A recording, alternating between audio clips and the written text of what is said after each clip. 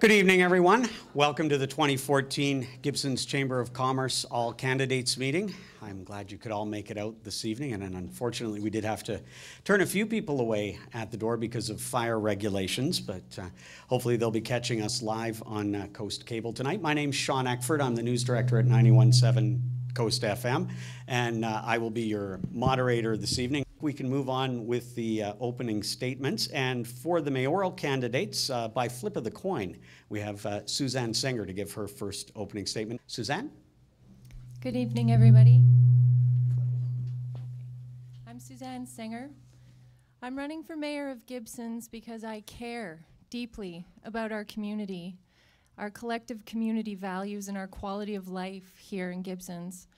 I feel like most people I meet and know come to Gibsons, stay in Gibsons, go away and come back, or want to come back to Gibsons because of this quality of life, because we know each other well, we treat each other well, we're kind, we're generous, we're close to nature, and these things inspire us. I feel like over the last couple of years, that has all changed. Our community has been polarized and divided over a non-compliant development project of all things. People are not being listened to. People are being disrespected. We're being treated badly, and our community is suffering. And I don't understand why. We have a harbor area plan. We agreed on it. It was a consensus document. We don't need to be going through this kind of divisive, polarizing situation again. I believe we need a mayor who has the community's interests at heart. The whole community's interests, not just a couple of people or a few people who are going to make some money off of a project. There are a lot of positive initiatives that have been dropped over the last couple of years, and I don't believe that that's appropriate to focus all of our attention and energy on those things. I want to lead in a positive way. I want to take all of you into consideration. I want to be honest and open and invite everyone into the processes of government. Thank you, Suzanne. Our second opening statement from the mayoral candidates will come from Wayne Rowe. And we're not deducting microphone passing time off their 2 minutes, by the way. That in here. A number of years ago, there was a film called What About Bob? Bob was a patient being treated by a psychiatrist named Leo. Much to the chagrin of Leo, Bob befriended Leo's family and friends and insinuated himself into every aspect of Leo's life, such that every time the family set out to do something, someone would say, "What about Bob?" Eventually, Bob married into Leo's family, and Leo ended up in an institution. Well, what about George? Like Bob, it pops up frequently and it dominates other issues, but it is only one of many issues that will face the next council. The real challenge will be how do we propose to pay for the maintenance and replacement of the town's infrastructure. Much of our current water and sewer infrastructure was built in the 1960s and 70s. It is now reaching the end of its useful life. Our choices for addressing this problem are not complicated. We either have to accept an endless round of significant tax increases, or we increase the town's debt, which will also require tax increases, or we accept development to increase the tax base. I believe that the latter path is the responsible choice. Yes, that will mean change. Yes, there will be growing pains. And yes, there will be challenges along the way. But I also believe that there will be opportunities for young and old alike, and that we can ensure the long-term viability of our community without losing the charm that has drawn so many of us to this place that we share. It will take a team effort to achieve the appropriate balance.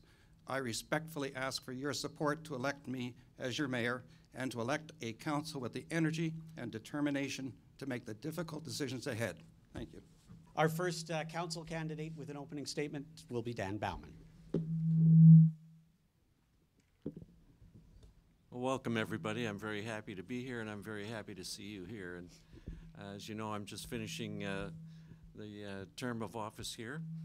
And one reason I'm extremely happy to see you here is that I believe that if you vote, no matter what you vote for, the larger the number of people that do vote, the more elected people will be looking over their shoulders and wondering what the voters are thinking. So that's got to be a good thing all the way. I know many of you from my work in conservation advocacy. I was the executive director of the Sunshine Coast Conservation Association for... Nobody can hear me? Well, that depends on whether I blow the room out. Okay, well, I just said I'm really happy to see you here, and I hope you all vote, because the more people that vote, the more elected people look over their shoulders and pay attention to what the people want. So that's always a good result.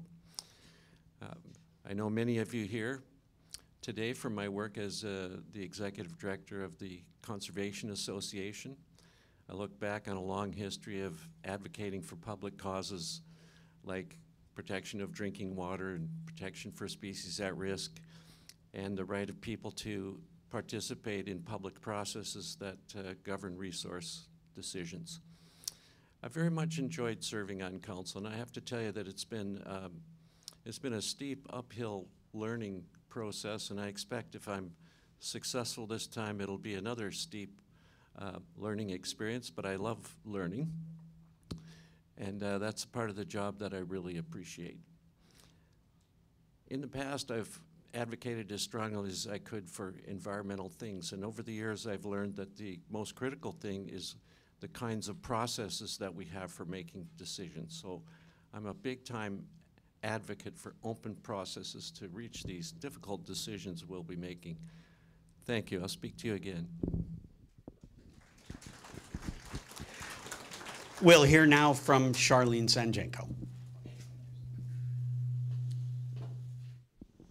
Good evening. My name is Charlene Sanjenko, and I want to thank you for attending this evening. It means a lot to see a full house. Thank you to the Chamber for organizing it as well. My partner, Ben Smith, and I moved to the Sunshine Coast just over 10 years ago, and since that time, we have been actively involved as entrepreneurs, small business owners, volunteers, and I would like to say recognized community leaders. 3 years ago, I decided to step up and run for council because I wanted to see more younger working individuals at the council table. I felt that we had something to offer, we had something to say, we had a perspective, we had energy, and I felt it was important, and no one else was putting up their hand at the time, so I went for it. It's been an interesting 3 years, and I've learned a lot. My focus this time around is on regeneration. Regeneration, you might say, yeah, regeneration for Gibsons. That's from our pipes to our people. That's from our assets to our attitudes. I firmly believe that it's time for less politics and more leadership in Gibsons. I'm asking for your vote on November 15th. I'm asking for you to come out to the polls with your friends. It's a very, very important election to our families and our futures, and I thank you for your support.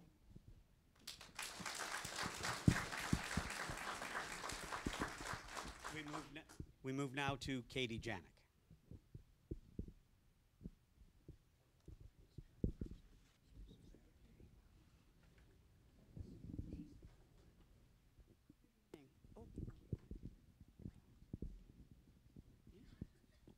Hello? Yeah. Good evening. My name is Katie Janik, and I'm seeking your support for election to Gibsons Council. For many years now, my life has been about bringing people together and building community. I believe in good planning that respects our award-winning OCP and harbor plan that our community supported and was passed unanimously by council. I believe in responsible government that manages our money wisely and gives good value for our tax dollars. I believe in open government that excuse me, that really listens to all our citizens and isn't co-opted by any faction. I believe in building upon and protecting our priceless assets of viewscapes, green space, foreshore, and water that make Gibsons such a special place. I believe in cooperative, collaborative, and respectful discourse leading to sound decision-making. And I will park my partisan hat at the door to consider the broad economic, social, and environmental implications of council decisions. I believe in the people of this town who work hard and expect their councillors to work hard on their behalf. And I can assure you that if elected, I will devote all of my considerable energy to being your voice on Gibsons Council. Thank you.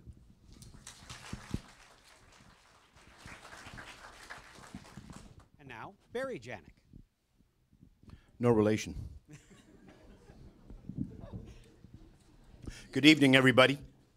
Thank you for coming out. It's not a very nice night out. Of the 7 local elections in which I have been involved, this one is the most critical. There are tough decisions to make. Gibsons is at a challenging crossroads, and the voters must decide what our future will look like and how we will get there. I'm running because I'm an eternal optimist. However, I have become troubled by the tenor and tone that currently dominates what should be a respectful community conversation. It's obvious our community is fractured. We seem to have lost our ability to talk to each other as friends and as neighbors. It never used to be like this. I want to restore that respectful dialogue and the clear and inclusive processes we all once enjoyed. While there are many serious matters for us to consider, our attention and our focus and our limited municipal staff time have been diverted to one very large project in Lower Gibsons. And that's unfortunate because we have so much else to deal with. The fact is, I have yet to meet anyone who doesn't believe a successful boutique hotel in the harbor wouldn't be welcome. The question always comes back to how do we agree on a choice appropriate for Gibsons, one that retains its unique character and the small town feel that doesn't threaten our irreplaceable and fragile aquifer. There are other issues, many other.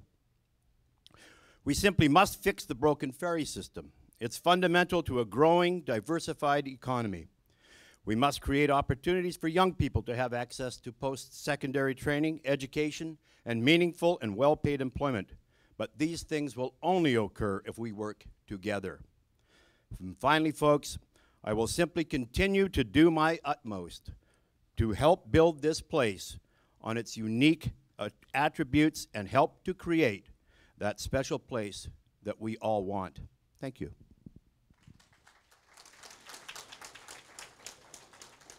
And as soon as the mic makes its way over, we'll hear from Leanne Johnson. Thank you. Thank you all for coming. It's great to see such a good turnout, and I see people even crowded out in the hall, so I hope you can survive all of this. The many issues that Council will be facing in the next term can be overlooked when a particular single issue overshadows the rest. As an experienced and independent councillor, I put the official community plans and the harbor area neighborhood plan in particular ahead of financial and development consideration. Those plans are the result of extensive consultation and negotiation over time by diverse residents and reflect diverse values. I would be glad to support a hotel proposal that meets those plans. I will not risk our water supply or other environmental values for uncertain promises. The development of taller buildings and greater density in Upper Gibsons makes sense, not on the waterfront. Our efforts to develop a more attainable workforce housing are expected to bear fruit in the next term, and I'm looking forward to be able to finish the work that I've started over 10 years ago. I know the ferry service costs, schedule, and lack of on-time performance are major barriers for many young, professionally employed families, sometimes forcing them to leave in order to be responsible and reliable themselves to their own families. We must attract and retain these young families who move here for our quality of life and leave due to the ferry. Can you speak up, please? Okay. We must also improve the accessibility and quality of services for retired people, particularly in our area. I'm currently working with the Progress Plan Women to do just that. We need to provide services to all generations in order to achieve a balanced and bright future we hope to see.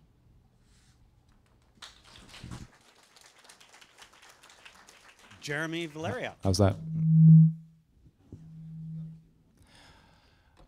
Hello, everyone, and thank you for coming tonight. It's a sign of a truly engaged community when the room is this full, and I think that's a healthy sign.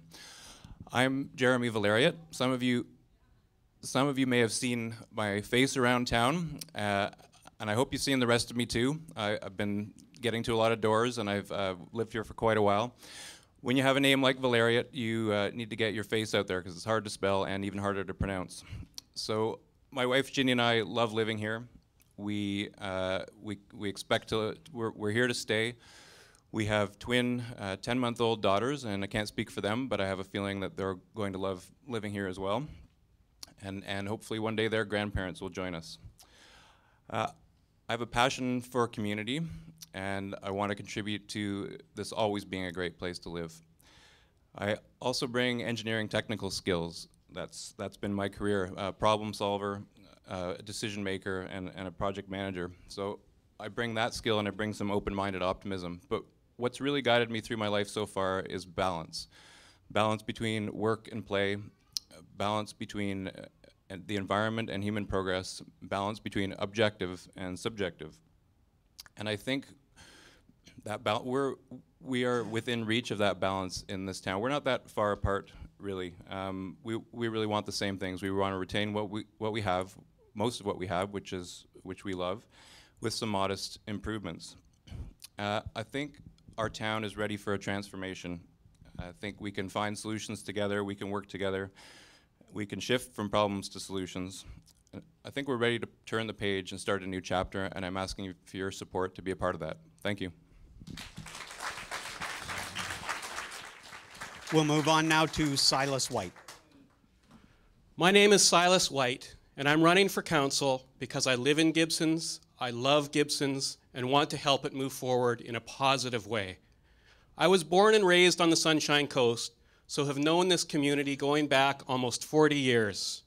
After experiencing enough city life, my wife Amanda and I settled in Gibsons about 10 years ago, and we're extremely happy to be raising our two young daughters, Simone and Eloise, in a small town with a close community feel and a spectacular environment. As a book publisher and small business owner, I'm part of a growing segment of creative professionals who have decided to work from the most beautiful place on the planet rather than in a cultural or corporate capital like Vancouver or Toronto. The way the workplace is changing, increasingly more people can and will make this choice. We should do more to position Gibsons as a prime location for people and businesses looking for a unique small town combination of innovation, safety, culture, and an outdoors lifestyle. We are no longer the logging and fishing community I grew up in. And if we settle into simply becoming a former logging and fishing community, this will not bode well for the future, economically or socially. So what else are we? There are many exciting, positive projects and ideas from people of all ages buzzing within this town, and we need to collect together over the next 4 years in order to forge a new identity for the future. We can only do this by listening to each other and working together. Over my 9 years representing the community as a school trustee, I've developed the leadership skills and the constructive relationships throughout our town and beyond that will help facilitate an exciting vision for the future that we are all a part of building. And our final candidate opening statement will come from Stafford Lumley. Ladies and gentlemen, thank you for being here tonight. Fellow candidates, welcome. Sean, thanks for hosting. I'm Stafford Lumley. I moved to Gibsons in 2003 with my beautiful wife and two children, Royal and Pearl. Our third daughter is Love. She's homegrown. I commuted to our restaurant in Yaletown for 2 years, and I finally made the plunge in 2005. With the blessing and support of John and Margaret Smith, I upgraded and transformed the iconic Smitty's Marina building into what is now Smitty's Oyster House. Once fully immersed into Gibsons, I began to take a keen interest in its driving forces and its civic affairs. I started going to council meetings, and that's why I'm sitting here today. My background is finance and accounting. I earned my designation in 1989. I worked on Bay Street for a few years, helping corporations and individuals restructure and refinance after the meltdown that was 1987. I am confident that my energy, acumen, and fiscal aptitude would be a great asset for Gibsons Council. Our town is entering a critical phase in its 128-year history. We need to stabilize our taxation through planned economic growth. Gibsons should and can, under the proper leadership, help its existing businesses grow and attract those with ingenuity and fresh ideas. With new business comes opportunity for our youth, which in turn will strengthen our community and provide a bridge between the expanding gap in our age demographics. We also need to look at the ferries, the transportation issues, rising ferry costs, no good, and local things like just traversing from Upper Gibsons to Lower Gibsons and back. I really think my abilities, my time is up. Thank you.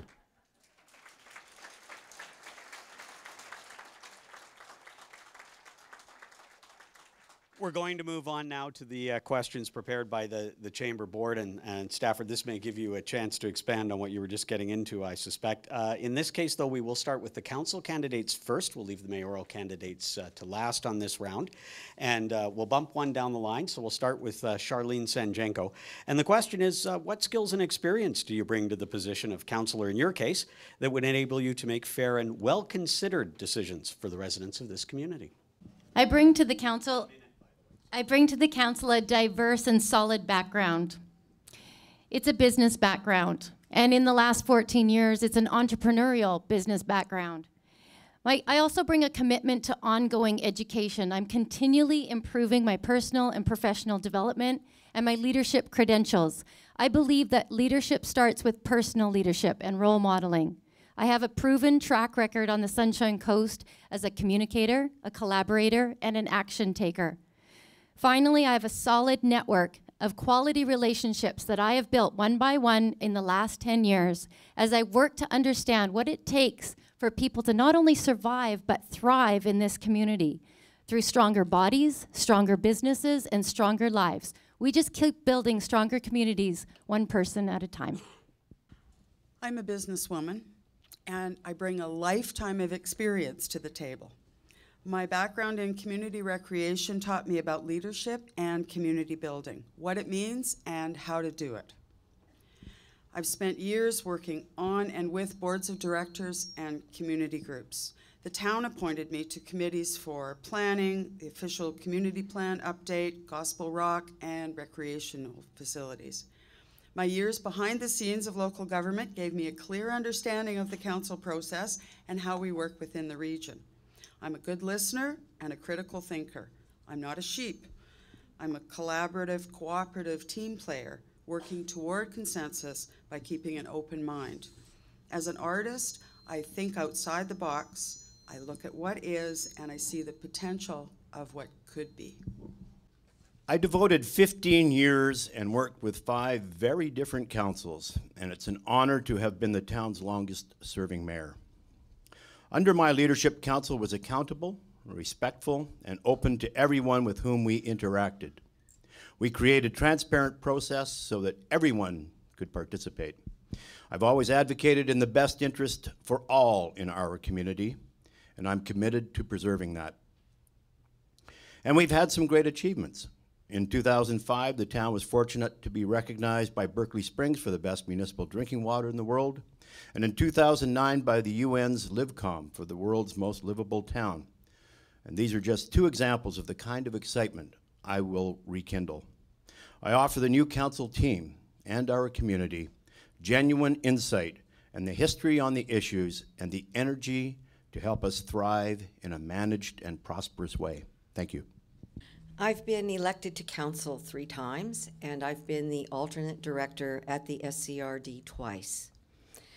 I come from a worker co-op background, business background. I was part of a team that developed over 53 projects over 25 years for housing co-ops and nonprofit rental housing, including seniors rental and assisted living.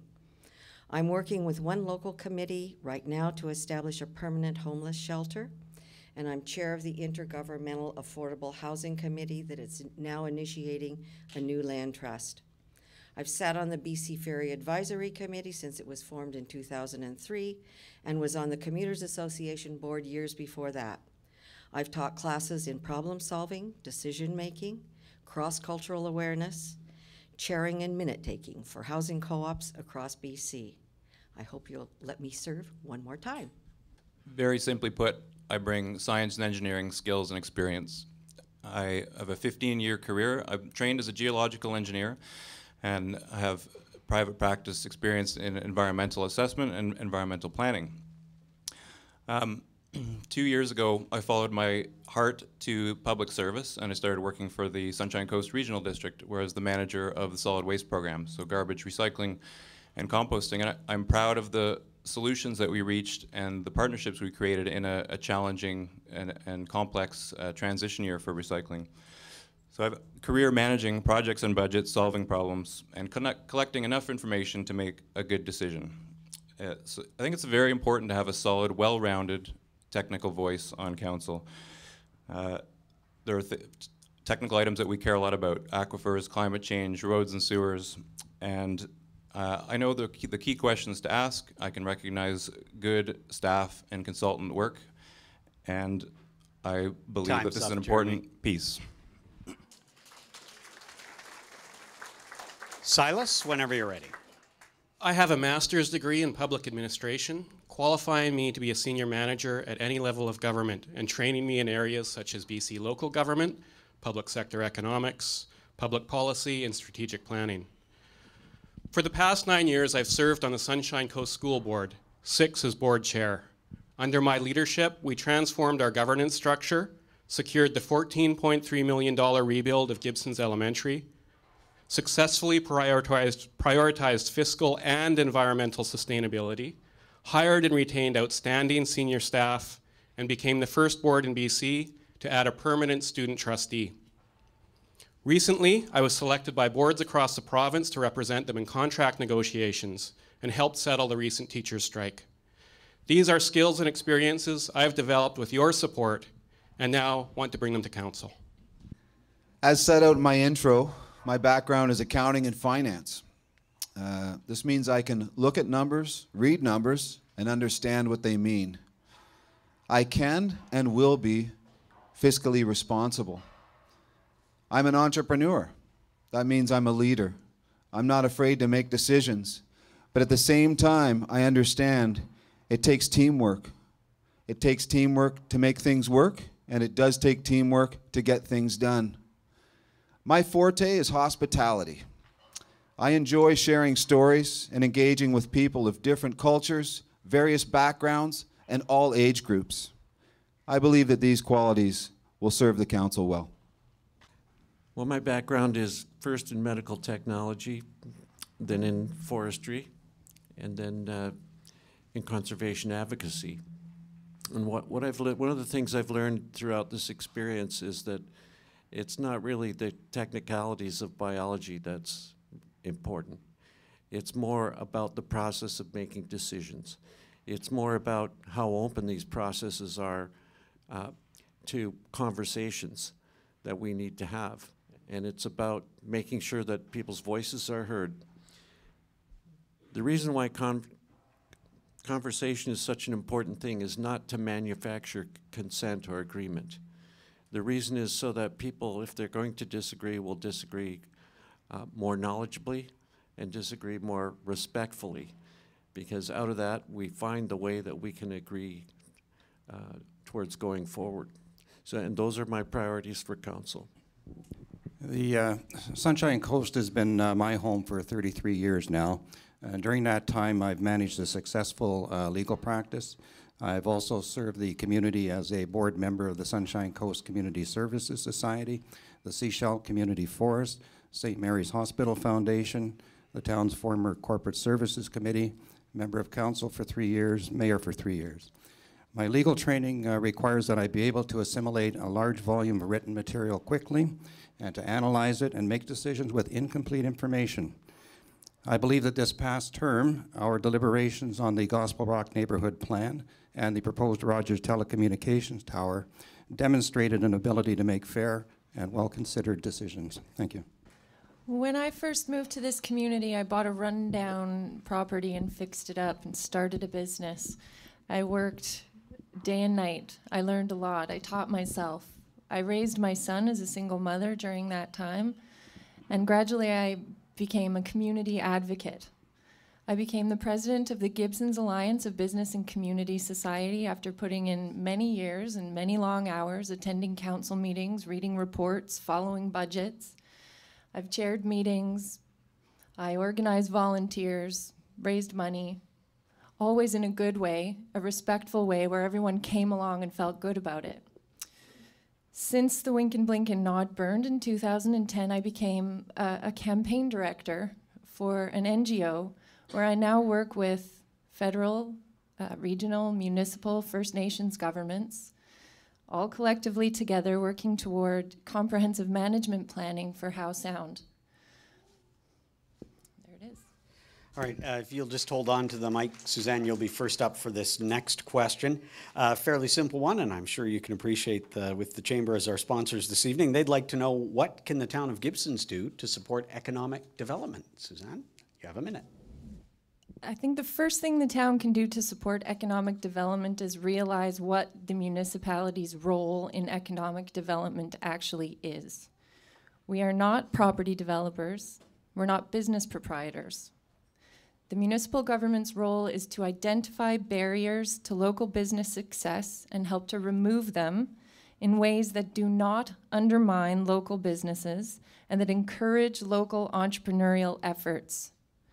We need to recognize that we do have a vibrant business and professional services sector in our community. It exists right now. We might not see it everywhere, and we have some work to do to actually, really recognize who these businesses are. And we need to focus some energy on supporting that. Simple, tangible actions I would take to support economic development as your mayor are, I would reconstitute the Economic Development Select Committee and implement the economic development framework and strategy that was approved by council in 2013 and then abandoned. Suzanne, we're going to have to end it there. I'm sorry. The town's role in economic development is largely that of a facilitator. We can work with community organizations such as we have with the Chamber to provide a web portal and point of contact for persons or companies looking for information to assist in making decisions to invest in or create businesses in our town.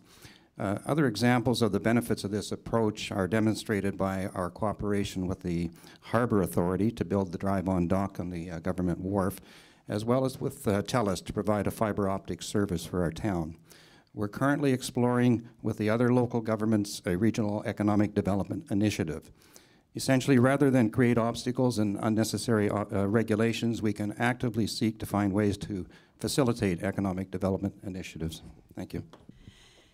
Instead of bending over backwards to entice large employers or importing businesses to compete with existing local business, let's empower businesses that are already here to be successful. Let's give value for business license fees by providing a business-to-business communication tool to help people do business with each other. We have a workable economic development strategy developed by a select committee and then abandoned by the current council. We need a standing committee for economic development to implement the strategy and keep it front and center. Affordable housing, support small business people. Let's stick to the good policies in our OCP and develop our live-work zones. And finally, those ferries.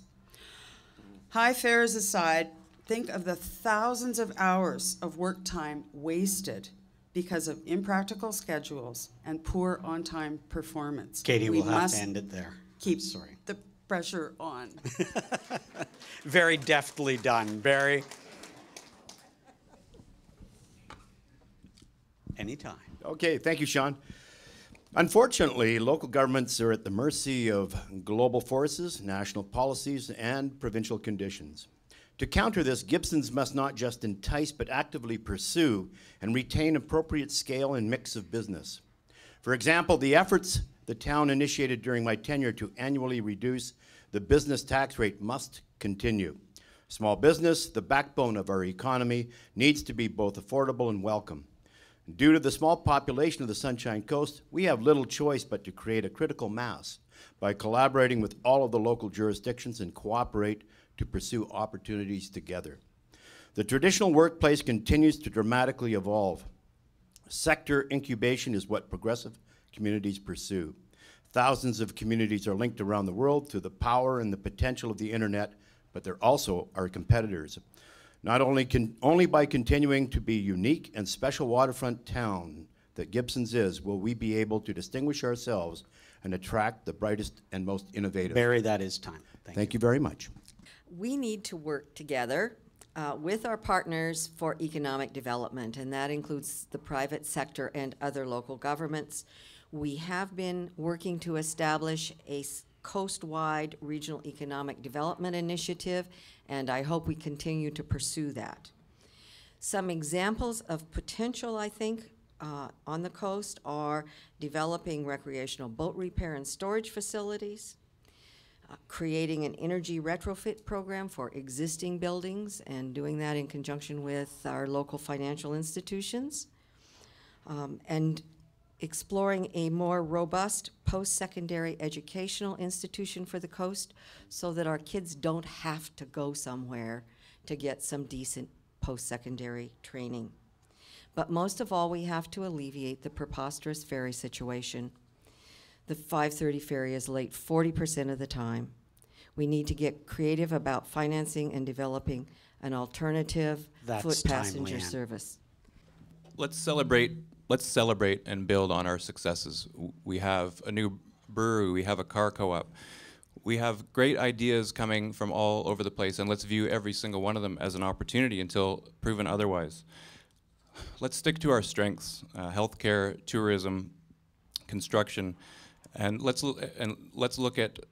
continue the discussion about post-secondary. But I really think yes, we need to recognize the town's role. Yes, we need to have regional cooperation. But I really think what's most important is to retain and attract talented, motivated people, and we do that with our quality of life here on the Sunshine Coast. I actually served on the Economic Development Select Committee, but I believe that economic development is too important to dump off on another committee or produce another report to gather dust on a shelf. Through the lens of attracting and retaining young people on the Sunshine Coast, I've been working on promoting economic development with Voice on the Coast for several years. We have an opportunity to put forward a new generation of forward-thinking leadership to make regional, coast-wide economic development work. All Sunshine Coast communities should pool and promote our assets together, whether attracting tourism, investment, new business, or especially post-secondary expansion. We need to promote innovation and creativity. We need to promote technology, social enterprise, and post-secondary opportunities.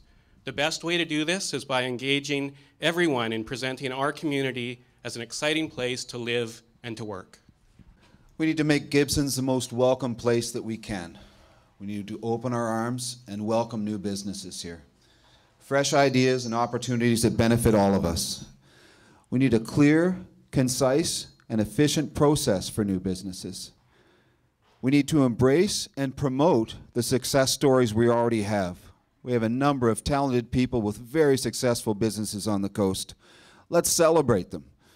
I know firsthand how hard each and every business owner works in this town, and you know what we need? We need to come up with a plan to grow and prosper together for 12 months a year, not 3 months a year. We should also pursue institutions such as education and long-term healthcare facilities.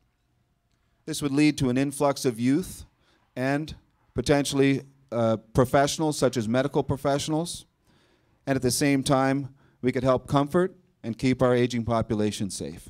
Thank you. Well, I support the short-term efforts that are being made to support economic development by the Chamber of Commerce here.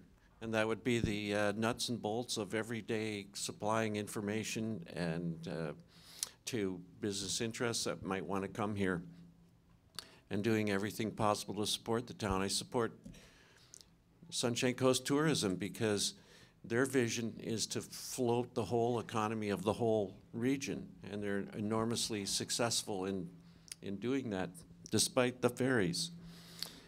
I think an important thing to realize is that the quality of life in Gibsons is what attracts a large number of people to come here.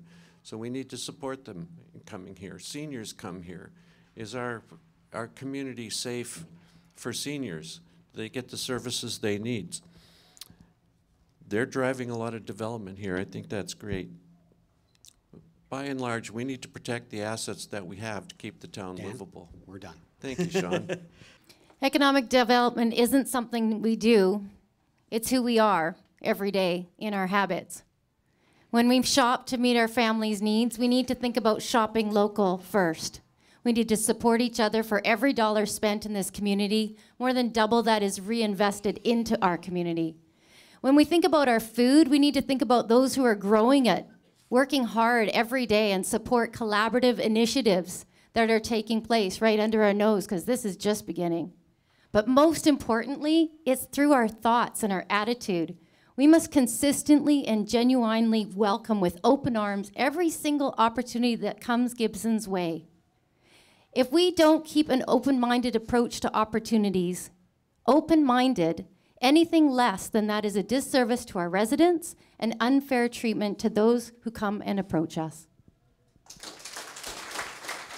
Right, we'll move on now to the third and final question set for us tonight by the Chamber Board, and we will start with the council candidates again on this one, and Barry, you will be answering first. And the question is, do you think that the electoral boundaries of this region should be restructured by expanding the municipality to adjacent regional districts, and why?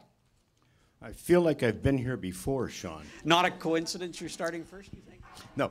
Many of us here remember the raw emotions and the animosity that was caused by heated debates that culminated in the November 2006 referendum on restructuring EF and the town.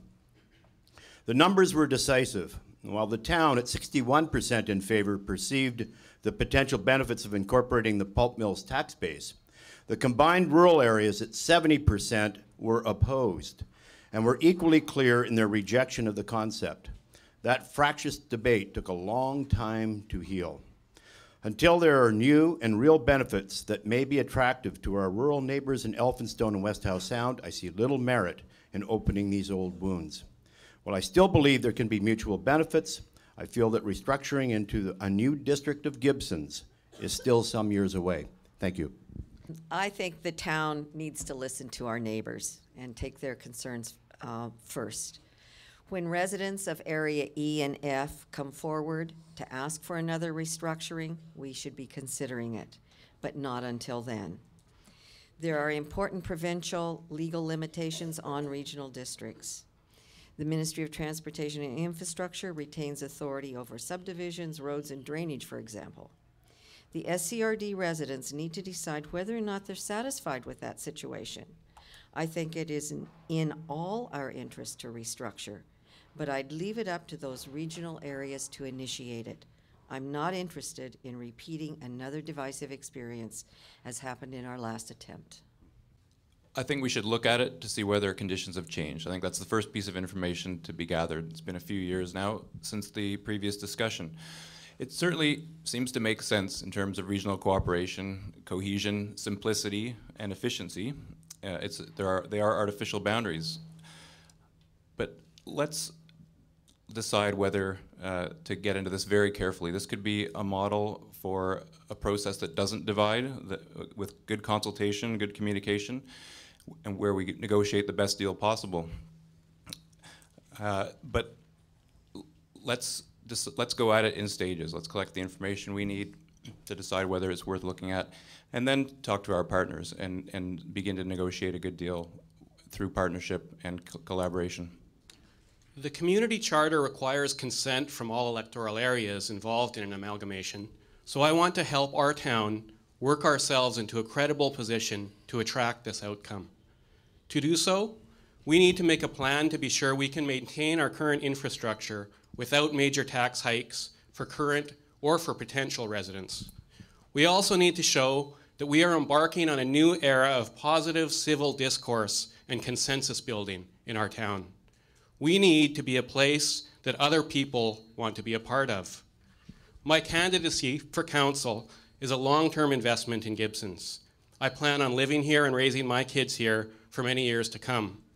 Amalgamation is unlikely to happen this coming term, but one of my ultimate long-term goals is to unite the Southern Coast in one municipal government that is economically and socially viable and attractive for all the parties involved.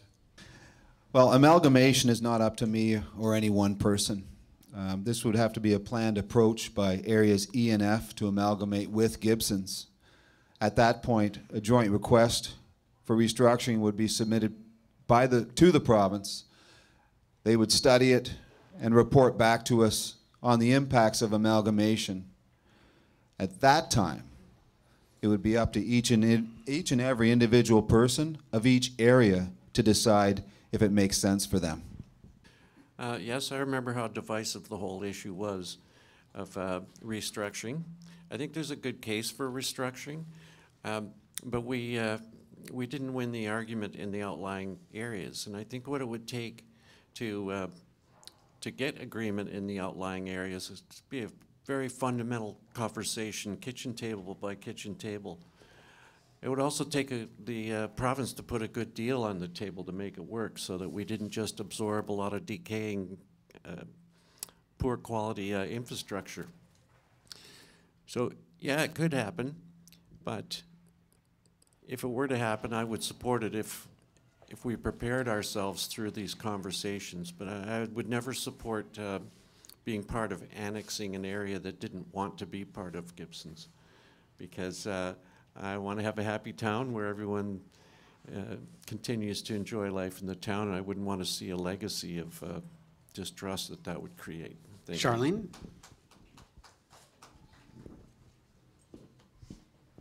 This is definitely a complex issue, and one that, as you've heard, involves many, many stakeholders, but it is an opportunity that I would be willing to look at in the future. There are many details, such as timing, staffing, costs, a thorough services review, and yes, have the conditions changed. It would require a solid business case before investing any of the town's staff or budget dollars towards the initiative. My goal would be to work to make Gibsons a place that our neighbors would want to join. I once thought that amalgamation was a great idea. Now I'm not so convinced. Sure, we'd have an expanded tax base, but there are liabilities that the town would have. Our infrastructure costs would soar, even with transitional help from senior government for road maintenance, etc. What about future sewer services, water infrastructure? We can barely afford to maintain and improve the infrastructure that we have now.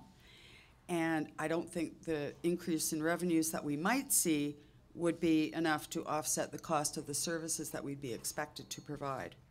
And most important, there are lots of folks in the neighboring regional district areas who don't want to join the town of Gibsons. It wasn't that long ago that the restructure idea was floated, and it didn't pass then, and I don't think enough has changed to warrant floating it again.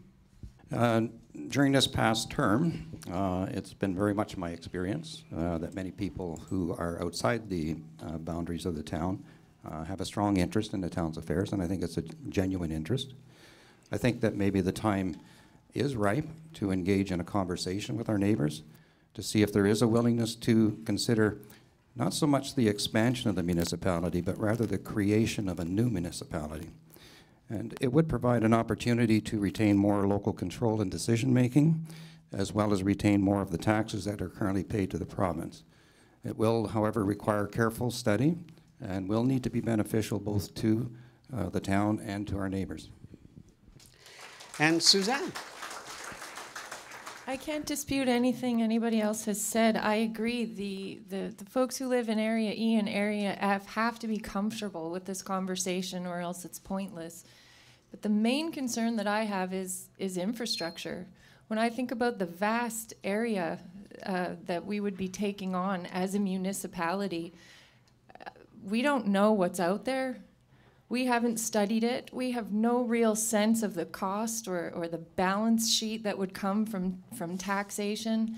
And I think that's a huge undertaking. We would really have to, bring in some experts and figure out what's in the ground and what needs replacing and how much it's going to cost and whether or not the town long-term wants to look at financing that kind of infrastructure. If we're using infrastructure as rationale for the George at this stage, I can't see it.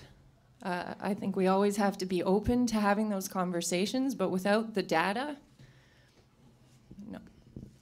Suzanne, I'll ask you to hold on to the mic because you'll be first for this one. We're going to turn now to our written questions, and I have to apologize in advance. You may have noticed all the pieces of paper that have floated my way over the last little while. With the timing, there is no way we're going to get to all of your questions. So if you don't hear your question or something similar, I apologize. I invite you to meet with the candidates afterwards and talk to them. Now, we have had an overwhelming number of questions, of course, about the George. And I have tried to distill them into two fairly broad themes. So we'll do those questions first, and then we'll have another look at how we're doing for time and see if we can squeeze in any more on this particular topic. But I think the first question with respect to the George Hotel, the theme that people seem to be interested in is the form and character, height, and questions around how you would balance that as well as the potential impact on public lands and the water lease. I know that's a lot for a minute, but let's have your thoughts on balancing those aspects of this proposal to get to something that perhaps the town can agree on. Fundamentally, the George Hotel is not consistent with our official community plan, the harbor area plan, and the zoning bylaws. We all sat together and decided were worthwhile to implement. We can't continue having a conversation about something that is 125 feet tall. It doesn't fit. It doesn't respect what we have all agreed on. Get it off the town land, pay us for the water, pay us fairly for the water, shrink it down to fit the OCP, and then we can have a real honest negotiation and a real honest conversation about it. Certainly the reason that the George is still sort of in progress is because we haven't had the reports that we feel are sufficient to answer the questions that have been asked by council. We've had some of those. There's some critical reports that still need to come forward to tell us whether or not it's even possible to proceed with the project as proposed. If those reports are favorable, then council will at that point have to look at whether they want to go ahead, and there will be some negotiations that will be required. Certainly heard the concerns about the height, and that's one of the things that would have to be discussed with the developer, but it still has to make sense for the project as well. So we need to balance those two concerns. Thank you. I get asked about the George about every third or fourth doorstep in the town. My opinion of the matter is I'm opposed to giving public property to the developer. I'm opposed to giving the town's water lease to the developer. The town's water lease is the body of water that's in front of Weingarten Park. If we give that up, it'll be all boats right to the low tide mark. I think it's too high, but if it gets off public land and off our water lease and it's brought down to 4 or 5 stories, I'd be perfectly willing to consider it carefully. And from what I hear from the public is that people are not opposed to a hotel, just like I'm not opposed to a hotel, but I am opposed to something this big that requires basically a lot of public subsidy to go forward. So we can work this out once the developer realizes that we're not going to give up public property. It's definitely an interesting discussion to balance form and character with opportunity. And we have been doing a lot of door knocking and a lot of conversations, and I have to say the number one question we get are, what are your thoughts on the George? So I will say that all of the information is not in. It's an opportunity, and many more opportunities will come. We are going to sit down once we have all of that information and see where we get to. We're going to be patient and finish going through this process. But I continue to hope that we improve on how we welcome and accept opportunities, discuss them, and see where we get to till the very end. Form and character is an expression of our town and what we want it to look like, what we want it to feel like. In its present form, the form and character of the proposed hotel is not acceptable to me and to most of the people that I've talked to. I think a hotel in the harbor area is a really good idea, but give it to me at 4 stories and I'll be prepared to look at all of the other things that we need to consider as well. At the present time, it encroaches on Weingarten Park. It's right up to the property line. We don't know the impacts that there might be on the aquifer. We don't know the impacts that there might be because of dredging in the harbor, and it encroaches on the town's water lease. Katie, I'm afraid that's time. As I've said in my brochure, the issue about the George is not one that we're in dispute about. What we're talking about is the form and character. And when I see the design like this, I always say, well, why couldn't we think about it like that? You know, you can reduce the size by making it a little bit more amenable along the site. 118 rooms was the number that the proponent said that the hotel needs to be viable. So I want to know, a question I have is, does that mean that the 125-foot condominium tower is required?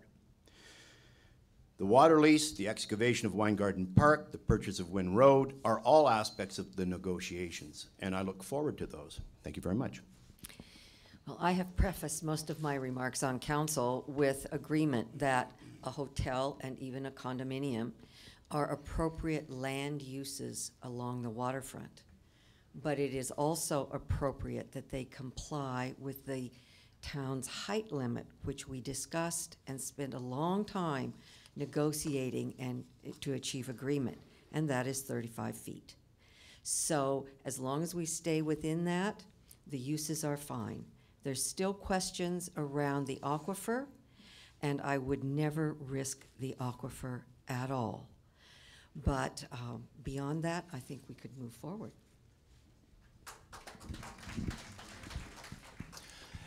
Yes, of course, the first thing I want is the aquifer report. I'm in a unique position to dig into it with a fine-tooth comb, and I think it's the next piece.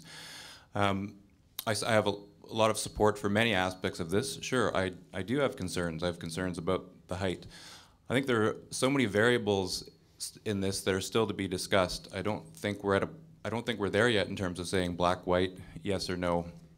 It's a negotiation, and although I'm a little nervous here tonight, the negotiation won't be with 100, 200 people. I believe that I'm the person that you want, one of the people that you want in that room doing that negotiation, because I'll have all the facts and we'll be able to get the best deal we can for the town. To me, the whole conversation around the George should start around the aquifer and the potential threat to our aquifer. When a lot of work has taken place in order to get to that stage, to have the geotechnical aquifer report come in, and I believe when that information comes in, we can further discuss and negotiate how this project can work. Because I've also been talking to a lot of people in this town, and what I hear is that people want it to work. I think that we have an opportunity to engage more voices in the discussion when we have all the information in. And I think a lot of people have felt shut out of the discussion, frankly, because of the polarization in the community. So that's where to me the discussion needs to start, is around the aquifer, and then I think I fully support making the George work and not putting up roadblocks in order to stop it. We need to negotiate Silas, the best that's deal. your time. All right. My partner and I have restored 2 buildings on the waterfront in Gibsons, so I think you know where I stand on form and character. I'd like to keep the heritage and the heritage look to Gibsons, of course. But what I'd like to stop is people arguing about something that it's still in process. Nothing's, absolutely, it's gone nowhere really. Let's wait for the current amendments to the OCP to be implemented. These will clarify a lot of form and character issues. Height is a zoning issue, but you know, the fodder and everything, I mean, you know, what sane person would want to harm the aquifer? I mean, I think we could just talk reasonably about it and come to a solution for sure. I don't think arguing is the best way to go. Thank you. One of the other themes we picked up in the questions that were submitted in writing about the George were around the OCP and how it relates to that. The broad themes, though, were essentially about attitudes towards the OCP. The attitude towards the RCMP, I assume, is very positive. So I would like to ask the candidates, starting with Wayne, how you view an official community plan. Do you come at it as something that is closer to a set of regulations that needs to be followed, or something closer to a set of recommendations that can be bent to accommodate particular developments? Actually, it's not a question of bending it at all. An OCP is a living document.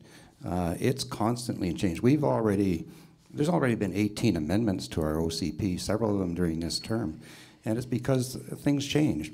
The people that are involved in creating the OCP many years ago, some of them are not here. There are new people here that weren't here then. They have different views about what this community might look like for them. So it's got to be kept current. It's not a question of bending. It's a question of reflecting what the current views are of the people that reside here.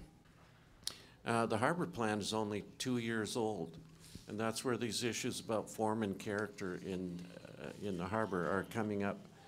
I support the harbor plan the way it is, and I think when it gives a height limit and talks about form and character, it's perfectly clear. My understanding is that the developer said at the beginning, we need relief from the height restrictions, from the form and character, we need the public property, and we need the water lease. So all these things are kind of draconian, and my view is that the genuine will of the people is expressed in the harbor plan, and that's what we need to respect. I believe that an official community plan is that it's a plan. It's a plan that evolves and grows as the needs of a community change.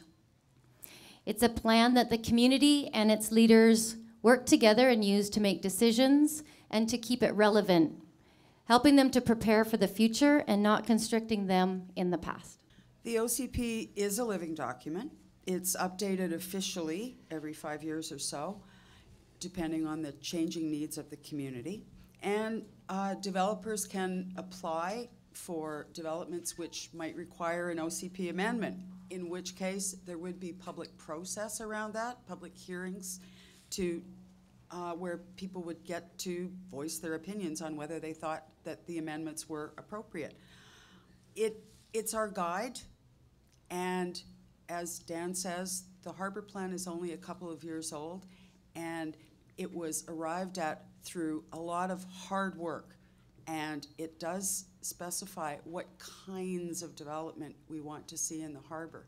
And I think it's important that we honor the process and make sure that development fits within the OCP.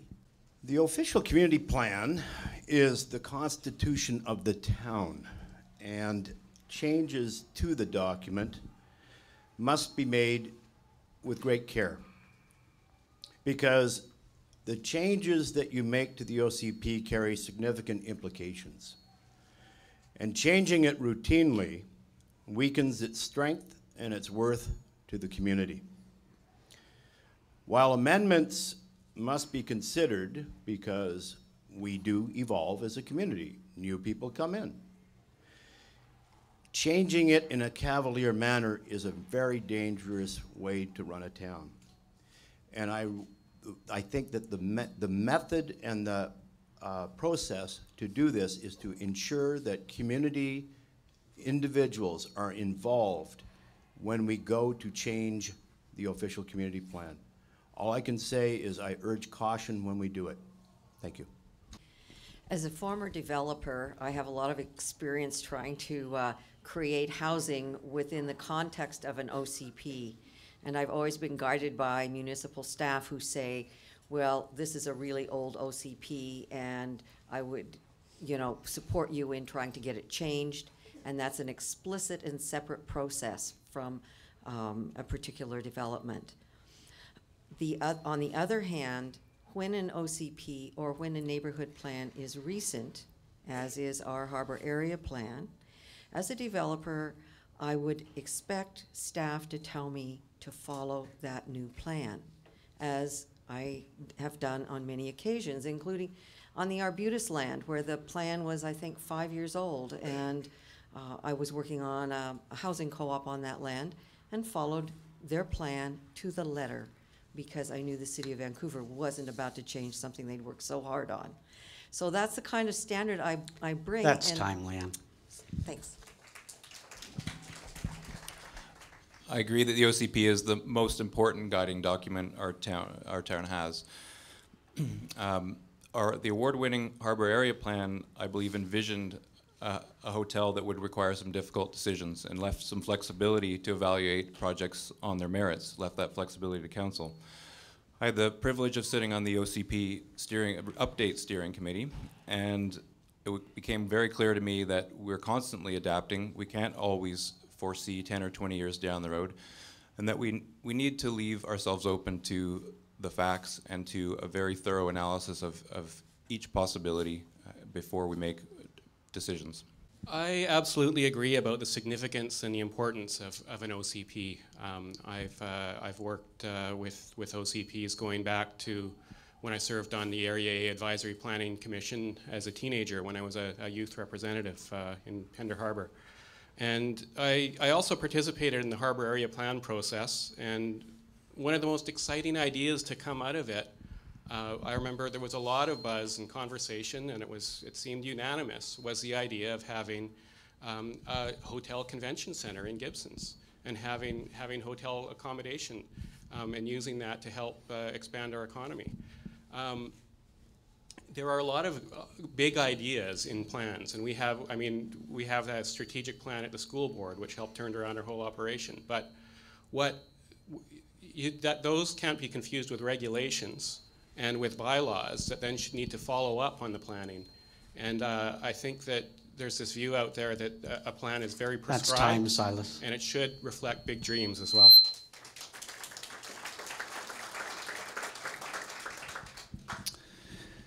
Yes, the OCP is it is organic. It's a democratic framework, and it is just that. It is a plan. Now, of course, I believe that you can't make any knee-jerk reactions or quick judgments. Every restaurant I opened had a business plan. Now, did it go right to plan? Well, of course not. But it didn't veer far from the plan, and thankfully they worked. So. With this one, we're dealing with a plan. We're looking at the future, and issues like global warming, high tide waters, there might have to be amendments made to the plan, but it doesn't mean completely reconforming the plan or reworking it. Thank you. I think as elected people, we have to be really clear about the fact that we're governed by the Local Government Act. The Local Government Act clearly says that your official community plan, all development must be consistent with your official community plan. We go through the process of planning, we bring the community together, we have conversations about what we want and what we don't want. We institute a plan, and then we create bylaws to implement that plan.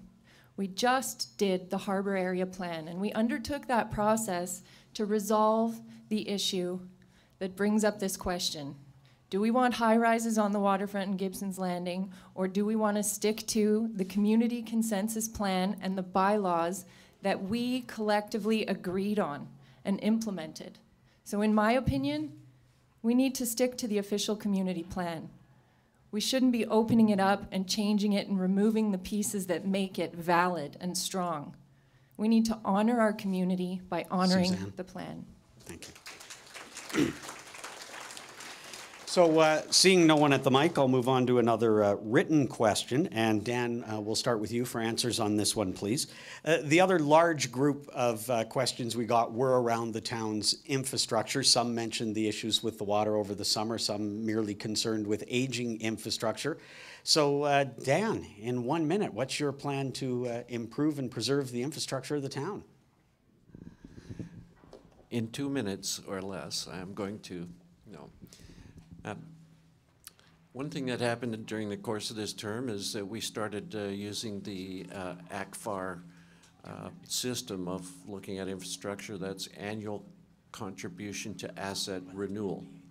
So we looked at, you know, what kind of pipes do we have in the ground, how long have they been there, what's their lifespan, and arriving at a figure for how much do we need to spend every year to maintain our infrastructure. And we also looked at how far behind the 8 ball we are, particularly in regard to the water system. So I think we're on the path to the right kind of analysis, and I was happy to participate in that process.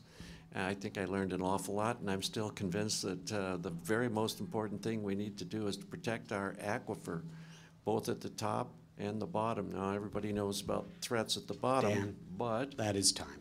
I'm going to take this question just one step further. To take care of our infrastructure, we have to be creative on where we're getting our revenue. We know that there's 5 ways that we currently generate revenue through taxes, fees, development cost charges, grants, and debt.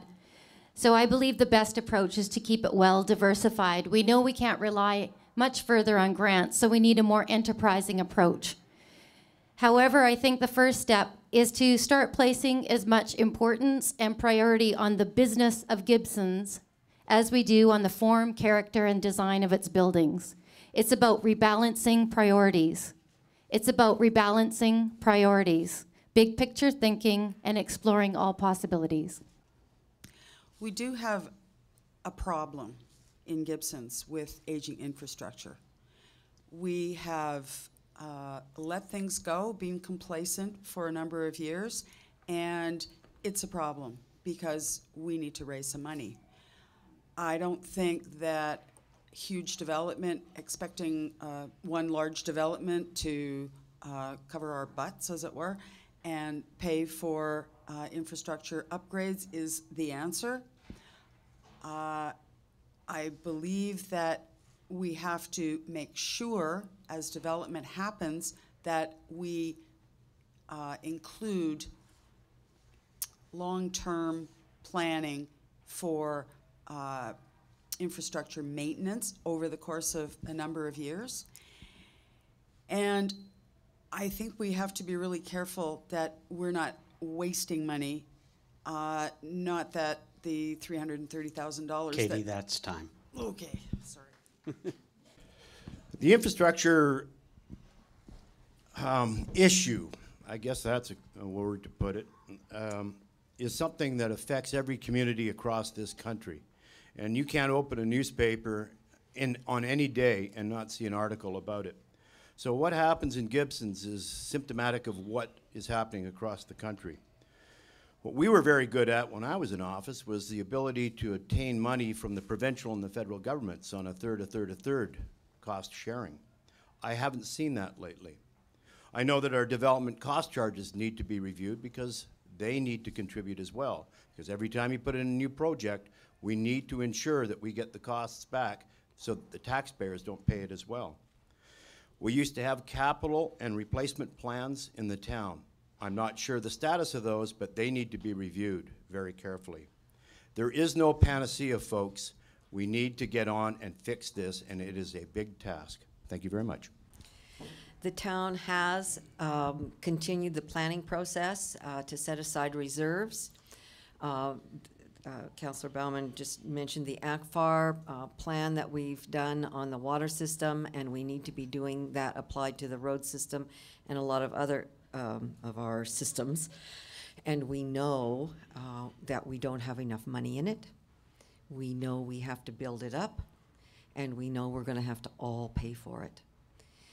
Unless you manage to get a magical federal government that starts renewing former funding levels.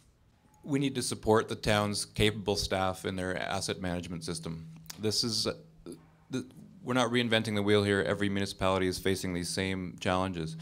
There will be innovative solutions that we can use, and we can pick and choose the good ideas that are coming from other places.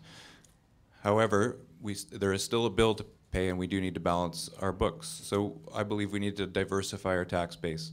There's only so much we can lean on residents and lean on grants. The tax base needs needs to be diversified and needs to grow, and that's how we pay for infrastructure. I've reviewed the town's financial situation in regards to infrastructure and fully support the direction that the mayor and council are currently taking.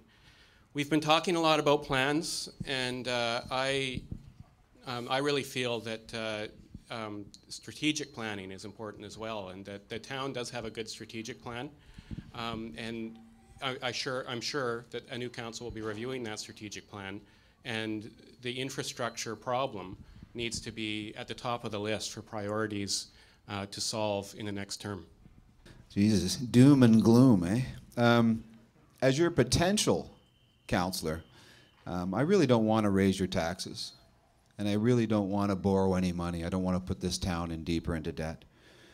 I think we need to encourage development, continue to encourage it in both the business and residential sector. We must broaden our tax base. That's how we're going to pay for all this stuff. We have to take the pressure off the current taxpayers. Creating surpluses is fun. Raising taxes, pinching pennies, budget cuts, that's painful. I say let's champion growth.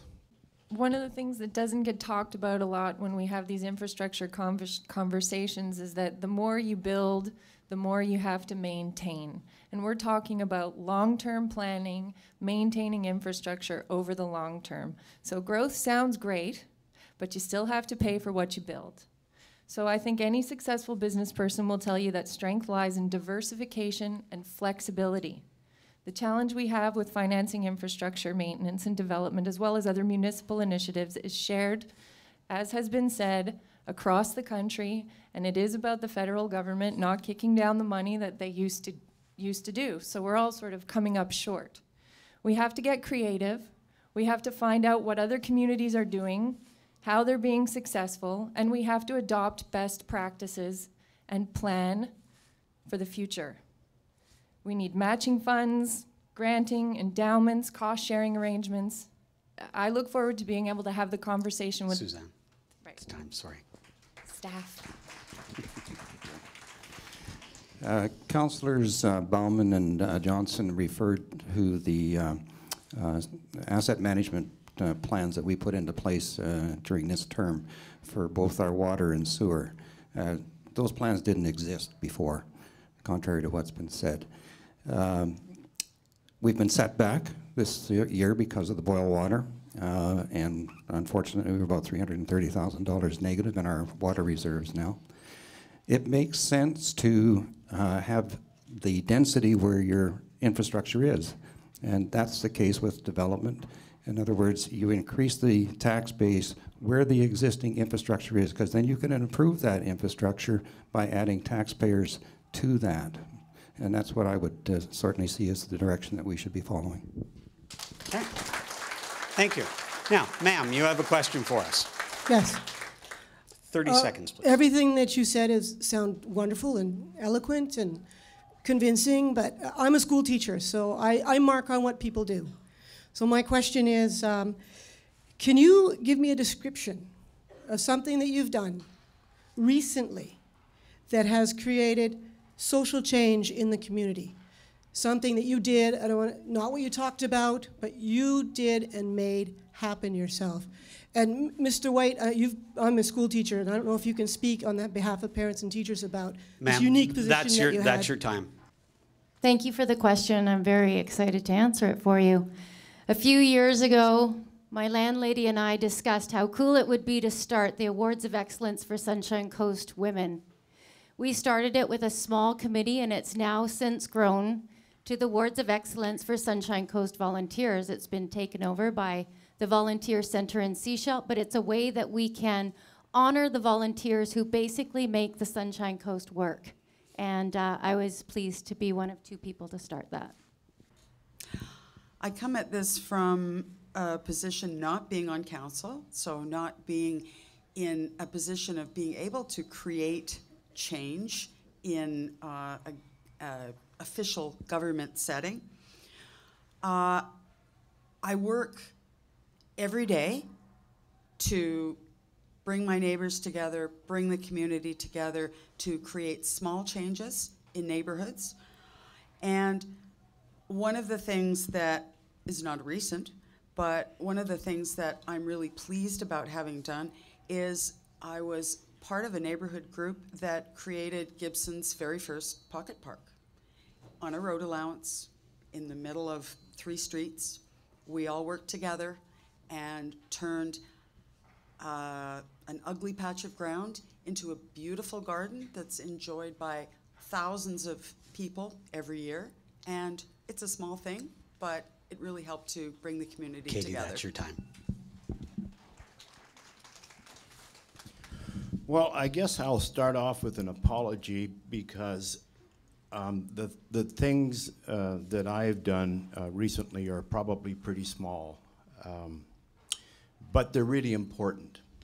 On Saturday and every Saturday, rain or shine, I go out with about 80 kids that are all under 7 years old because I'm the under 7 coordinator for the youth soccer league.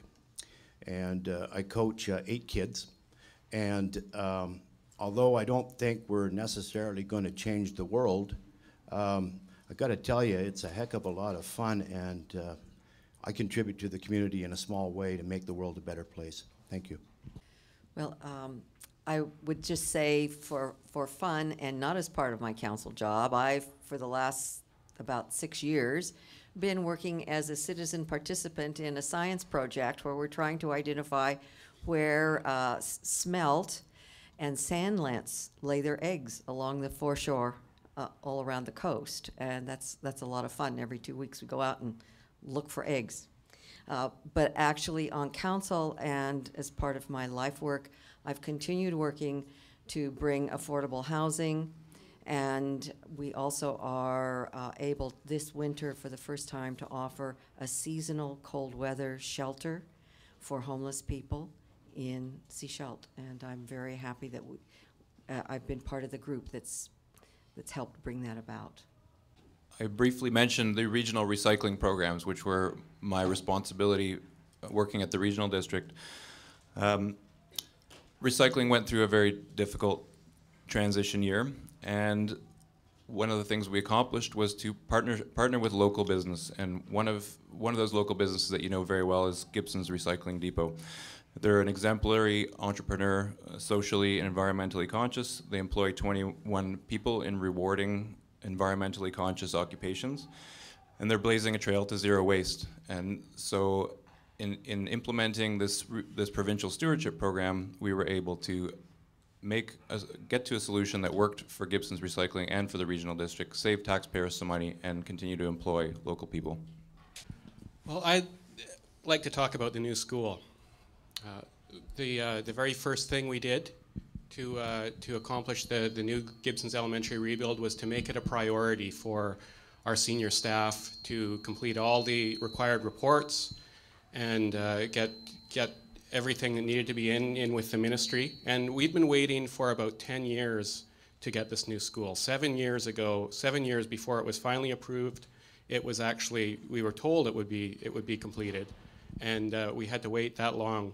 And really what made the difference at the end was finding the right relationships. And as board chair, I had to get to know the person who answered the phone at the ministry, a number of assistant deputy ministers, the minister himself, and that is what really sealed the deal, was working with the provincial government in order to get the $14.3 million allocated to that school, which is a LEED Gold, beautiful school, environmentally certified, and we're very proud of it. Silas, that's time. Yes, a few years ago we partnered up with Elephant Stone, and we were directing students who had an interest in the culinary profession. So what we do is we take the students down, and they would be trained by our chef Connor. They were given a knife and a cookbook, a very thick cookbook, and many of these students have actually gone on to culinary careers in the city. Too bad they couldn't stay on the coast. But a number of them are still working at Smitty's. And in fact, one of the kids was so excited, he came back before they said you cannot hire these kids till the program is over. He came back and got a job dishwashing so that he could be the first one hired. So it was a real successful program with the school introducing kids to culinary.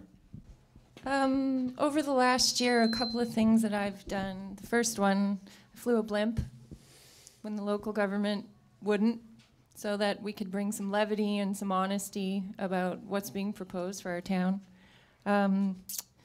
I work really hard, have worked, don't right now, with the community association, trying to get answers and information to be able to report out to the citizens about things that are going on and inform people and hopefully engage people. And through my work, something that I'm really proud of is that we've recently, over the last year, got the provincial government working on a cumulative effects assessment framework for how sound, focused on the recovery of how sound of the natural systems and looking forward into the future about how we can maintain and manage these natural systems in a good way. You've got people who are working hard to stop the reindustrialization of how sound. Suzanne, I'm sorry. I've found that most of the initiatives here actually come from members of our community. And where I've felt that I've been able to play a useful role is to assist them in connecting them with the organizations and people that can help bring those those initiatives to fruition. So the one example is the Gibsons Public Market. That's not my initiative. That's people in our community, and our council, all of our council, I think, can take credit for having encouraged and done everything that we can to assist that group to make this a success. It's got a long way to go, but they're well on their way. So thanks to council for your support on that. Well, again, I'll bring up the issue of the aquifer. The town received a $500,000 aquifer study very early in the term, so of course I was fascinated by that and got into it as much as I could, and I realized that of equal importance to the town, equal with how the aquifer is treated in Lower Gibsons, is the area, the replenishment area where water gets into the aquifer. And I could see the need for and the rationale for land protection to secure the town's interest at the top of the aquifer. So to my delight, I introduced this subject to council and I didn't find any opposition. And so it's such a good idea. So that's in progress and it's something I'm proud of. And I would go on, but I see the guy with the red card is, I'm done. You're all getting very adept at squeezing it into a minute. Sir, you have a question. I do. Firstly, before my question, thank you all for being candidates. It's great that so many of us are here tonight, but it wouldn't be any good if you all weren't there, so thank you. Now my question, which is a multiple choice question. One of 3 answers, please. I know that all of you are ready to negotiate in order to bring a hotel here. I want to know your starting point in those negotiations. Is the George, as currently proposed, too tall, just about right, or too short?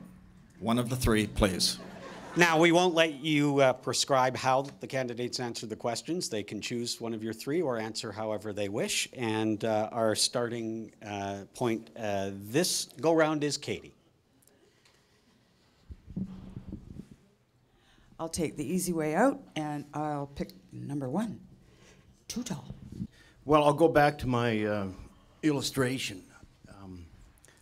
The fact that it's 98 feet is, from my perspective, over the top as far as the official community plan goes. But if we're going to change the official community plan, then I guess it'll be just fine. But my attitude towards it is, if it's 98 feet tall, why can't it be 98 feet across? So it's a matter of configuration. Well, I'll keep it short. I think it's too tall, and I'd like to see it shorter. Yes, my starting point would be I have concerns about the height. Let's find a solution. Not just is it too tall, but is it the right form? Is it the kind of building that 2 years from now everybody will believe has always been there, or will it stick out like a sore thumb? Let's start the negotiation on that, on overall form as well as height. And we start there and we move towards a solution and we mix in other pieces. But the starting point, yes. I agree, especially from talking to a lot of people in the community, that height is one of the major concerns out there, and therefore, for many people, it is too tall. For me, if you want to know, for me personally, I live a block away from the proposal, and it will be in my view. So from that perspective, I'd like to see it as low as possible. From the perspective of what's best for the community, we really do need to negotiate in good faith and listen to what people are telling us, and work on all the benefits and costs that will be involved in the negotiation. I want to say too short, but I was told not to joke around up here. So,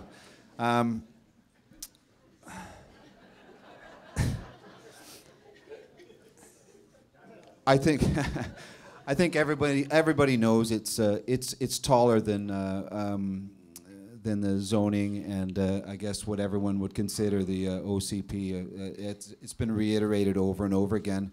But I have to go back to the fact that it hasn't been built. I know the balloons, they look nice up there in the summer, but it hasn't been built. It's a model, and it's a drawing right now.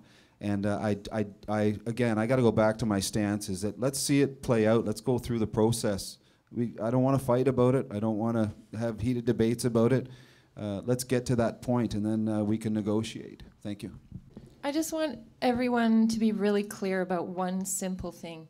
The draft zoning bylaw for the George Hotel was submitted to the town of Gibsons in January of 2013. The town expected to pass this bylaw already. The fact that it hasn't happened is because there are some issues with the aquifer. So clearly, it's too tall. It's 3.5 times too tall. The harbor plan and the zoning bylaws are very clear about that. A little bit of variance goes a long way in a negotiation, but we're not talking about a variance. We're talking about blowing it out of the water and selling out our town. So that's my stand, and that's where I think we need to start the negotiation. Honor the town, honor the people, and go from there. And again, as I said earlier, the reason those decisions have been made is all the reports that are required to make a proper decision have not yet been received, and we'll wait until that happens. And you know, I just want to sort of point out, I know that people ask various candidates, are you for the George, yes or no? It's really an inappropriate question for them, and I'll tell you why. Because if candidates take a strong position, a clear-cut position now, before a potential public hearing, and it doesn't matter whether it's for or against, you risk a lawsuit by one side or the other by having closed your mind to the discussion before you have all the information. So be very careful about that. Thank you, Sean. I hate to disagree with the lawyer on a legal point. It's usually not a wise thing to do. But I believe the people have a right to know where elected people are at. Now, I can't tell you where I'm at in regard to something in the future. Thank you. But I can tell you where I'm at in regard to what I've seen so far. And so can everyone else. And yes, in Canada, anybody can sue anybody, whether they have a case or not. That's always something to think about. That's why you need courage to serve in public office. But quite simply, where I'm at, the way the developers approach this with you know, this is all the stuff we want, we're gonna get all this stuff or nothing, I think has been disrespectful to the community. And I think what will change the situation is the opinions you're expressing here tonight and the opinions that you express on the day of the major poll on the issue, which is the 15th of November. When people ask me at doorsteps, am I okay with the height of the George? I tell them I would hope that it would be only as high as it absolutely needed to be. Again, I keep open to possibility, and I think there's lots of different ways that a vision can come to fruition, but we need to be open to those negotiations.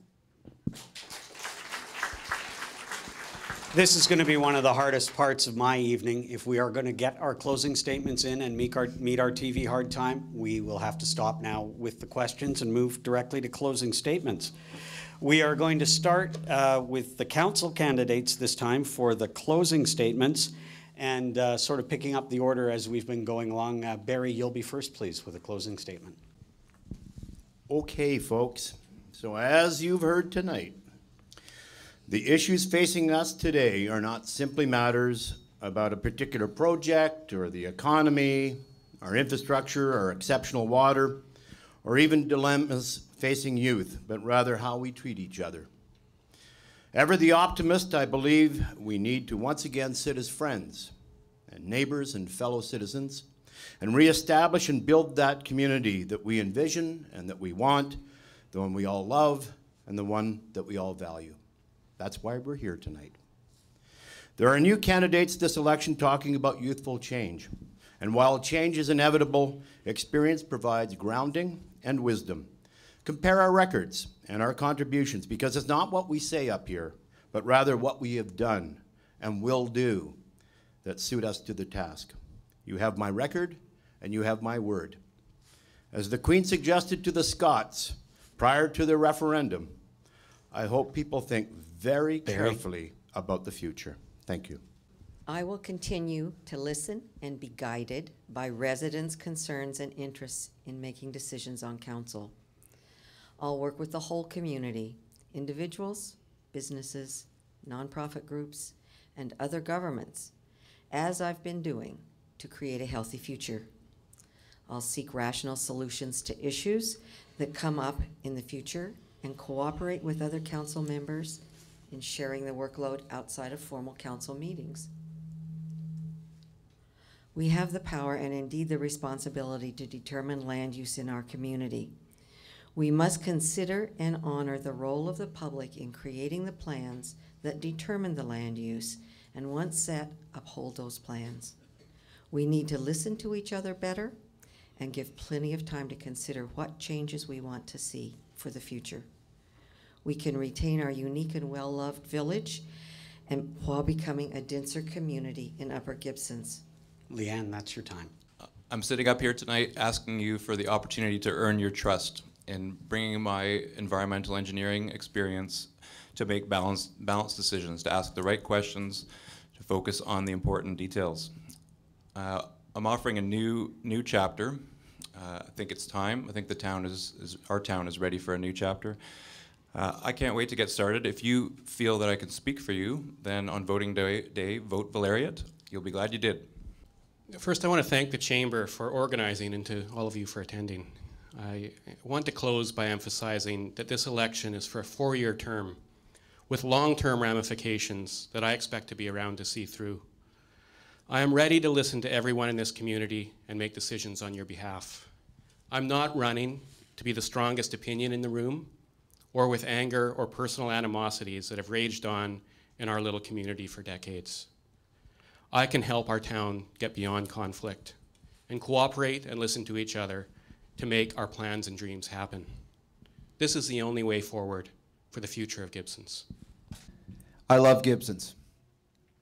I'm here to do what's best for my children, my family, and for my community. My family has a desire to stay in Gibsons, live the rest of their lives in Gibsons, build on the friendships they've made, and contribute to the fabric of the community. I need to give them hope for the future. The future here can be as bright as elsewhere. I know it can be. What we need is action. We must promote our town, its opportunities, and its lifestyles. We need to develop our existing plans to the fullest.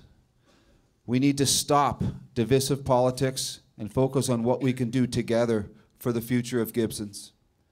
I will, as a councillor, weigh all the information, listen to the community, and work tirelessly with council and a mayor as a team member and make qualified decisions that give us all hope. That's time. Cheers.